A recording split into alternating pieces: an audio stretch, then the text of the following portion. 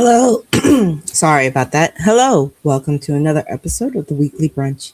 This is our late episode, and I do apologize for it being late. I actually, as you know, I sometimes go on the panel for Occult Rejects, and it was a subject I was very interested in. So I had to push back this show. But we're still having our Sunday weekly brunch discussion. Now, before I before I get into the main topic for today, I'd like to say everything mentioned here is my own opinion and me sharing experiences and also some research I've done. I am not a medical psychologist, professional of any sort. I am just an everyday girl who lives life and has been on a journey for close to half a century. And I'm just sharing my opinions right now. Now, today's topic is actually about not falling into the trap of, n- don't fall into the trap of lack of gratitude. Falling into the trap of lack of gratitude, it can spiral down. Now, I'm going to break down how this could be important for you. Now, first, let's see why is important to be alert and vigilant of lack of gratitude. Well, when we are not aware of this particular topic, which is the lack of gratitude, it can develop and or lead to the following behavior. Feelings of entitlement, a deep seat feeling of unworthiness, and it can also lead to mental health struggles, which is depression. Now, like I said, I'm not a psychologist, but I have experienced this when you're not aware of what you should be grateful for in conducting mindfulness. It can lead to a sort of depression, and if you're not aware, it can be a unfortunate spiral. So I'm going to take a closer look at these particular topics as well as a few others. Now, first, I'd like to take a closer look at entitlement, which is, I hate to say it, something that's gone rampant lately in this world. Um, and this is a trap that everybody tends to fall into. It falls underneath the term of, when you're a 5 year old kid and something happens and you're upset and you're like, it's not fair. That's the first impression you get. And hello, it's the first impression you get is it's not fair, and then the next thing is to lash out on and show that it's owed to you, which I'm going to get to later on. But we believe and act as if everything and anything is owed to us, whether we have put in the work or not. I'm a very big advocate on whether you put the work in or not. um, whether you put in the work or not. It's very important to understand that it does take work, and you will always get what you are owed. I'm sorry. You will always get what you are owed, uh, whether negative or positive. But to have that feeling of entitlement is a lack of mindfulness. The ego taking over, which is something we have to be aware of. Even worse, when you take this attitude that everyone was is to pay for some wrongdoing. That's another aspect of entitlement. If you feel, and this is a human feeling, I have to admit, it's a very human feeling. Everybody goes through it. But as you get older, if you're growing spiritually, if you're practicing gratitude, making a gratitude list, like I've mentioned before, and being mindful, you don't fall into this trap. But if you have that feeling of entitlement, you tend to fall into that trap, which is something you have to be mindful of. It's important that we are mindful of of watching for this toxic attitude. It is a toxic attitude, and if you're not, it will take you down a very dark and slippery road in your spiritual practices, in your daily interactions. People who are entitled tend to be they tend to be that person who no one wants to be around, and we all want to be, how can I say, not accepted, but we do like having people around. We want friendship. We want that human interaction. But if you feel entitled, people tend not to be around you or want to be around you too much. So that's one key thing of having a gratitude list, writing it down, making note every day, as well as being mindful and checking yourself. Basically, that's what you're doing, is checking yourself on your everyday actions and interactions.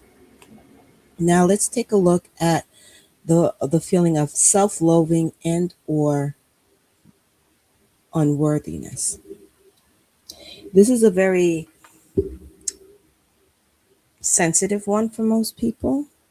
Um, if entitlement is lashing out to the external, this particular topic is lashing out internally, which is just as bad. You don't have to verbalize it. It doesn't come out in your words. It does come out in your actions and what you allow. And it is the key point for mindfulness, because this is how you think internal. Your internal chatter. When people say be careful what you think, it does show. This is where it shows. Yes, entitled people are always happy around other entitled people, but entitlement does not mean friends, and that is true.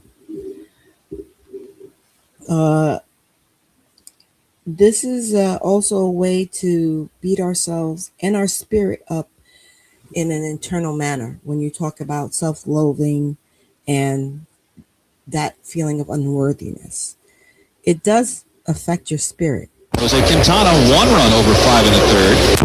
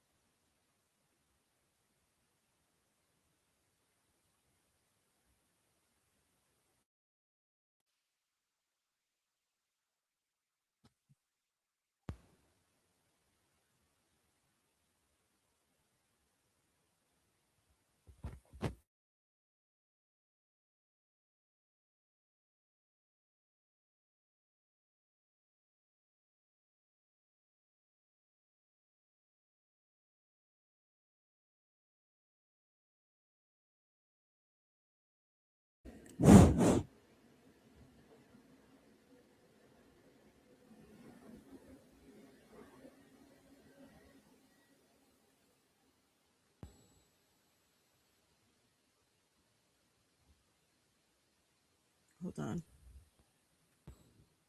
Is it on now?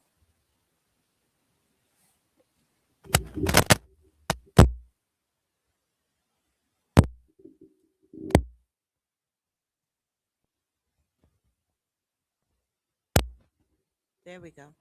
I am so sorry about that.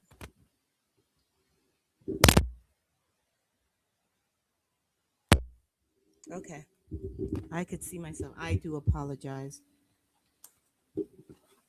I apologize for that audio. So we're going to go back to the self-loathing and unworthiness part.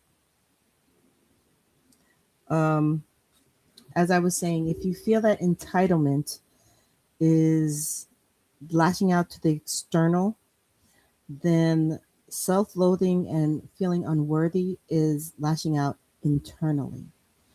Um, this is a way that beats ourselves up and our spirit up in the worst way. And let me see if I could bring my volume up just a little. I do apologize.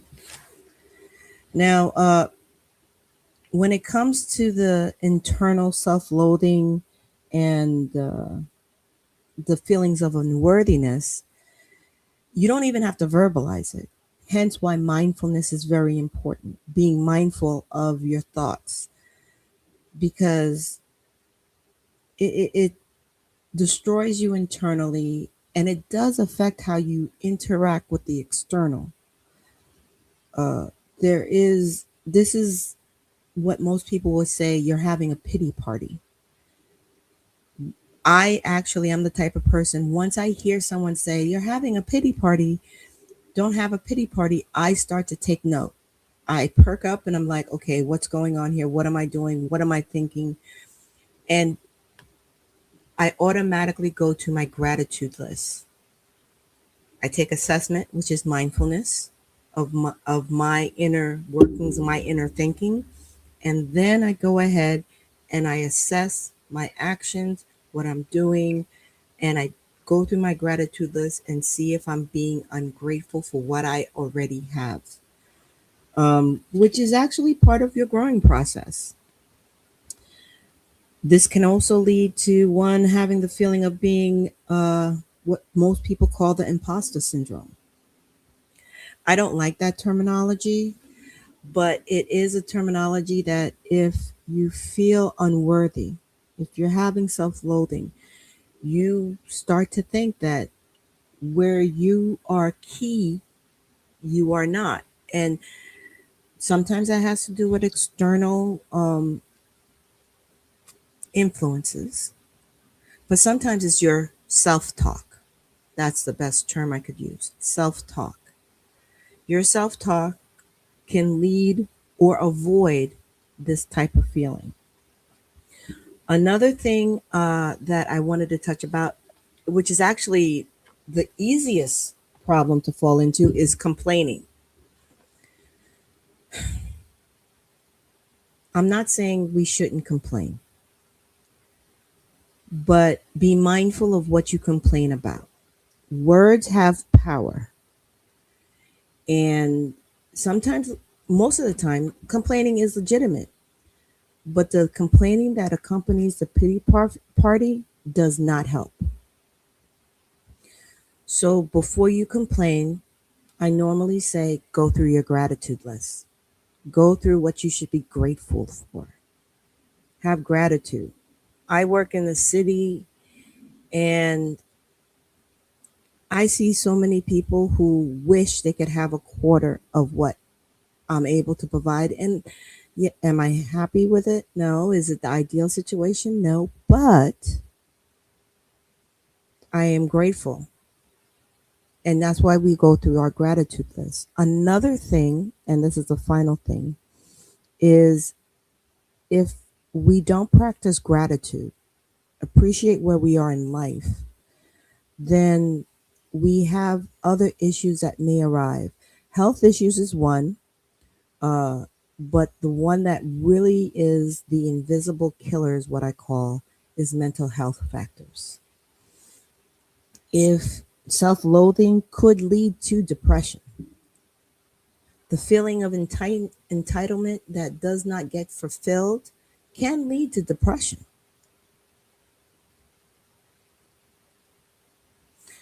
Complaints that aren't helpful. Okay. Actually answer that one, saying that, for example, we'll go to a work example, and I'll give a counter to, instead of complaining, what can be done, in my opinion. If you're up for a promotion at work, and someone else who does not perform or put in the work that you feel, and that's the key point, you feel, because you don't see everything, you're not someone's shadow, remember that, uh, gets the promotion over you.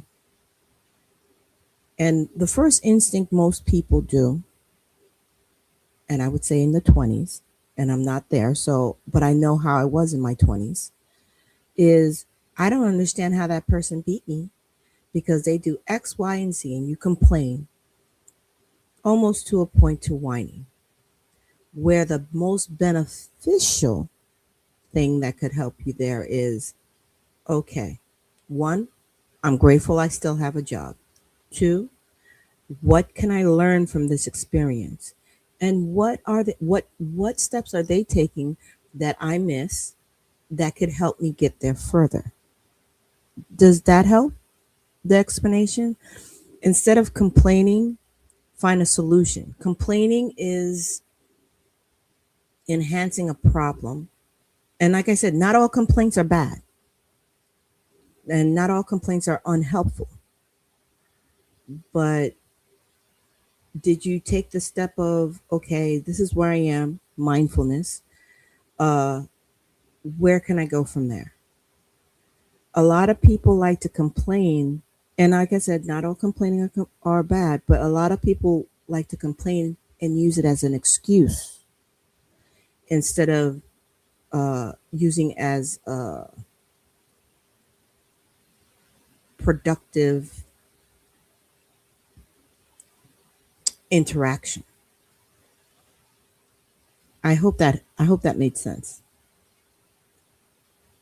But the thing, I just actually thank you, because you just moved me over to the next topic, because there are different ways to cultivate gratitude. Being aware of these issues, and we all do it. Trust me, I complain a lot.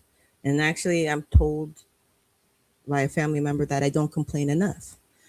But I'm the type of person to find a solution before I complain. Now, a complaint could also be twisted to something that you could change it to something that you're asking for guidance. Okay, I don't understand how this person got here, got to this place when I do XYZ. And you could ask somebody, instead of complaining to them, what can I do to reach this goal? What steps do I need to take? What steps did they take? What highlighted them over me? I hope that that helped. But to cultivate gratitude, and this is one of the things I always um, advocate for, is practice a gratitude journal. I'm big on journals. You guys know that. Um, have a gratitude journal, or even write yourself a gratitude letter, or even better, it's actually, I learned this from the interview process. When you do an interview and they tell you 2, 3 days later, send a thank you letter to whoever interviewed you. Thank you for this opportunity. I'm ready. I look forward to hearing from you. That is a gratitude letter. You got a birthday gift that you're happy for. And Okay, perfect. I was wondering if that helped. Um, you got a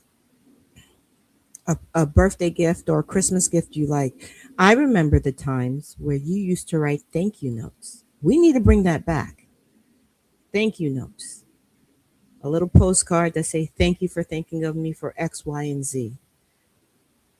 It usually comes on nice stationery, beautiful stationery, and you would send that out. That's a form of gratitude. And to tell you the truth, whether you have to mail it or just drop it off at somebody's desk, there's a feeling that comes in there that helps lift your spirits. Um, Radical acceptance. This one's a little bit harder, I hate to say. Um, because there are things that you have to accept that is a little bit hard. But in that way, I showed the example. Instead of just accepting, you can be like, okay, I understand. I can't change this circumstance, but how can I evolve? How can I get to that point? What can I do? That is how you cultivate gratitude and small focus. Focus sometimes on the little things to be grateful for. Most people say, how are you doing? And I always tell them, I have no complaints. I woke up this morning. And I know this is a cliche that most people always hear all the time is that most people say, yeah, I woke up this morning. But then again, if you think about how many people did not have the privilege of waking up in the morning and having this day before them or having this moment before them. Um, and when I tend to forget that, the universe has a way of reminding me. I remember one time about a month and a half ago, I have a normal routine when I go to my doctor's office and I'm crossing the street. Now, mind you, it's a busy street and the light is for me. Due to my injuries, I'm unable to move very fast. So I follow the street lights because I don't have a choice. I can't run out of the way. If a car is coming at me, it's not going to happen. So I had the light. I'm crossing the crosswalk. And by luck, I delayed by a couple of seconds. Those couple of seconds, I say, saved my life because there was a car that literally blew the light as if they had the light. And that was a rude awakening. I was like, at that moment, I realized I got to make it to my doctor's office. I am very grateful for that. Excuse the glare. The sun is coming in at a interesting angle today. So the small is something small. Well, not so small, but it's something small. But every step we take, every breath we take, those of you who are here that knows I was on Occult Rejects, one of the guests that Nick had on mentioned something about making everything they do sacred. Something as simple as brushing your teeth is a sacred act. How many people don't have teeth and they have to wear dentures? Something simple as taking a shower in the morning. When you start building on those small things, and I know they seem minor and like, ugh, we take them for granted, lack of gratitude. But there are plenty of people, even in a city environment like where I live in New York City, it's some people don't have the leisure of having the stuff or having the means to get the stuff for brushing their teeth or taking a nice warm shower or something like that. You put that in perspectives. And I went to the extreme on that and I did personalize it, but this is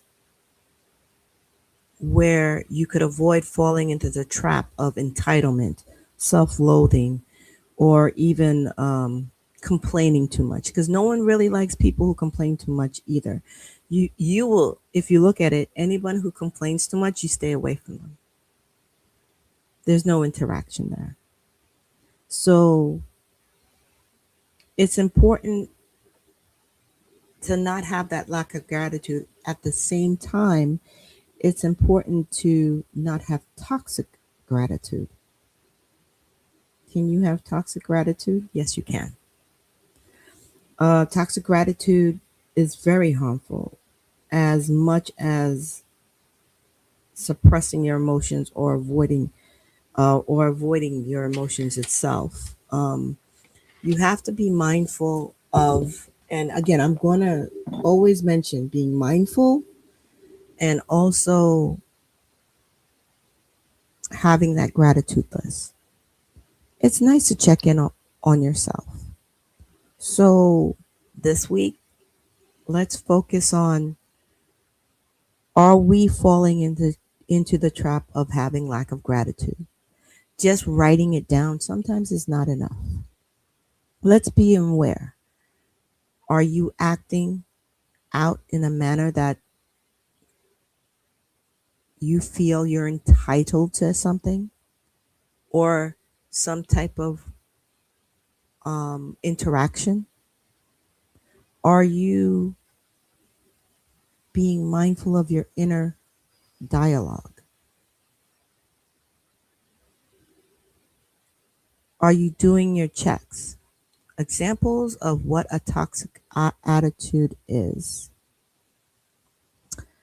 Actually, I don't even have, it's that person with the false smile. The person who won't you won't share. And when I say toxic gratitude is something that's internal. It's not external. So this is your inner dialogue. Gratitude is all you. If you are genuinely happy, it shows. You glow. And actually, I do remember that as I went through life, when I was genuinely happy, people couldn't help to say, "You are glowing."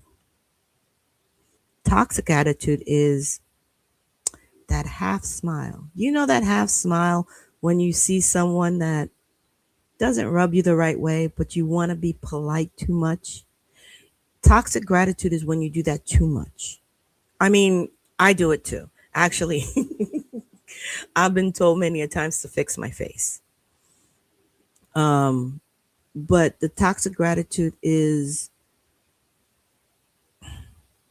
more of an internal thing. So it's hard to show. Let me see. I had the definition here, and I'm going to read it. It says forced gratitude that can be harmful as it may be used to suppress emotions and avoid situations. Toxic gratitude.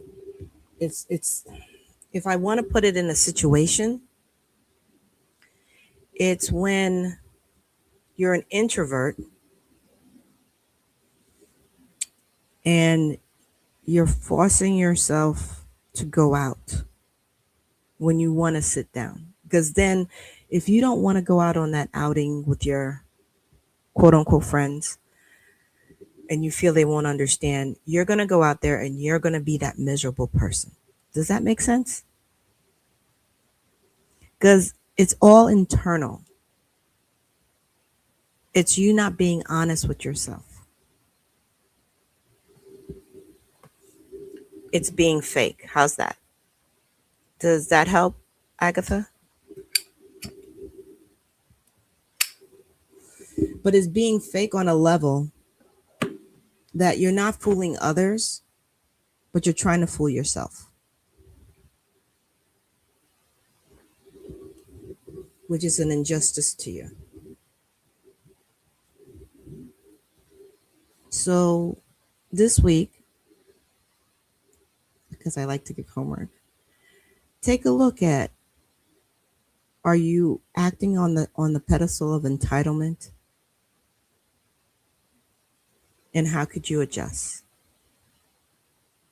Are you having positive or real inner dialogue?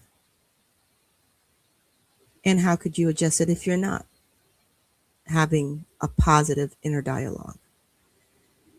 And I'm not going to touch the complaining part because that's all up to you. But the 5-second rule before you say something is always important.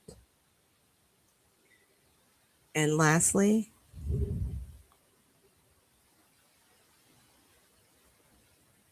yes, exactly, Agatha. That's that's exactly what I meant. And lastly, are you doing a check to make sure that you're not falling down the pits of depression?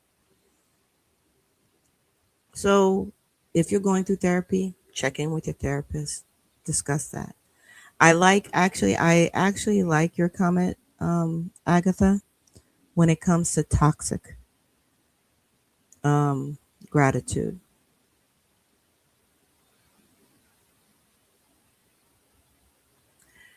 And actually, your definition also falls into entitlement because that's how entitlement comes about too. So I'm going to leave it here. And I do apologize for being late. I'm going to try to do it a little bit earlier. I'm trying to shoot for 11, but Sunday's a little bit hectic. But I hope we have a beautiful week. Um, I do have some stuff in the works that I have coming down.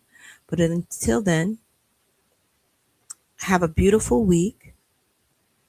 Become the beautiful you that you can. And be mindful not to fall into the trap of lack of gratitude.